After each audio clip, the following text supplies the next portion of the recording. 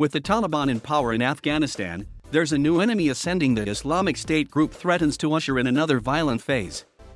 Except this time the former insurgents, the Taliban, play the role of the state. Now that the U.S. troops and their allied Afghan government are gone. The Taliban promised the United States to keep the extremist group in check during successive rounds of peace talks. Under the 2020 U.S. Taliban Accord, the Taliban guaranteed that Afghanistan would not become a haven for terrorist groups threatening the U.S. or its allies. But it is unclear if they can keep their pledge, with a sudden uptick in IS attacks since the Taliban takeover on August 15. A deadly bombing Friday in the northern province of Kunduz killed 46 worshippers inside a mosque frequented by Shiites. Other deadly IS attacks have struck in the capital, Kabul, and provinces to the east and north, while smaller-scale attacks target Taliban fighters almost daily. Historically, the majority of IS attacks have targeted the state. Now that the U.S. and the international presence is mostly gone, they need to go after the state, and the state is the Taliban, said Andrew Mines, research fellow at Program on Extremism at George Washington University. Both the Taliban and IS advocate role by their radical interpretations of Islamic law, but there are key ideological differences that fuel their hatred of each other. The Taliban say they are creating an Islamic State in Afghanistan, within the borders of that country. IS says it is the Islamic State, a global caliphate that it insists all Muslims must support. It is contemptuous of the Taliban's nationalist goals and doesn't recognize them as a pure Islamic movement. For similar reasons, IS has long been a staunch enemy of Al-Qaeda.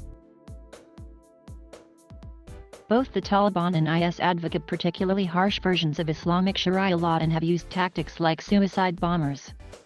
But when it ruled territory in Syria and Iraq, IS was even more brutal and carried out more horrific punishments than the Taliban did. IS emerged in Afghanistan in 2015 with the name Islamic State in Khorasan province, at a time when the group was at its peak, controlling much of Iraq and Syria.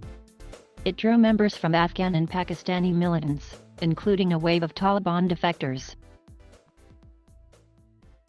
The group initially found support among Afghanistan's small Salafist movement in eastern Kunar and Nangarhar provinces.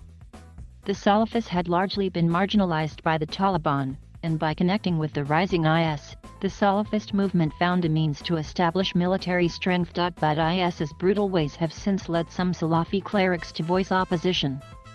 In the years after its emergence, IS was badly hurt by military setbacks at the hands of the Taliban and by U.S. airstrikes, before surging again the past year.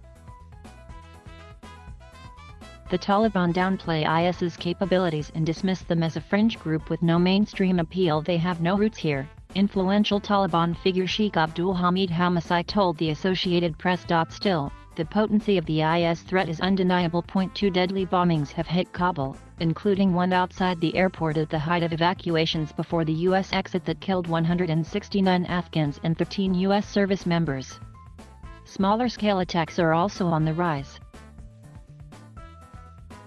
The intensity and breadth of attacks show the capacity and level of national reach which has caught the Taliban by surprise, said Ibrahim Bahis, a consultant with the International Crisis Group. IS is no short-term threat.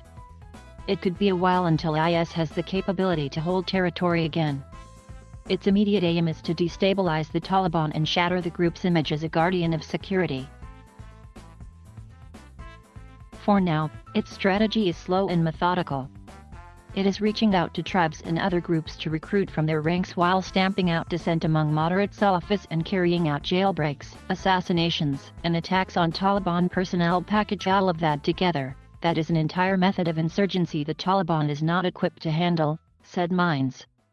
Bill Razio of the Long War Journal, produced by the Foundation for the Defense of Democracy's think tank, offered a different view, saying he believes the Taliban can uproot IS on their own, even without the backup of U.S. airstrikes that nearly eliminated IS. Razio said the Taliban have shown themselves capable of rooting out some IS cells, using their vast local intelligence gathering networks.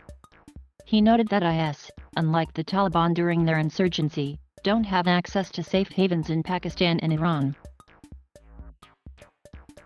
The Taliban have rejected cooperating with the U.S. against IS, ahead of the two sides' direct talks last weekend. IS's future trajectory in Afghanistan will depend largely on its ability to recruit more members and win over large segments of the population. Since their inception, they have been poaching Taliban members.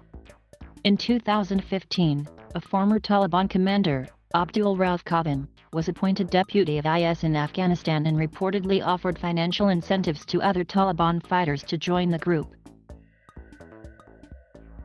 In 2020, when IS re-emerged in Afghanistan, it was under a new leader drawn from the Haqqani network, currently a faction of the Taliban. Hardline members of the Taliban could join IS as the Taliban leadership, now in power, has to make compromises whether at home or abroad.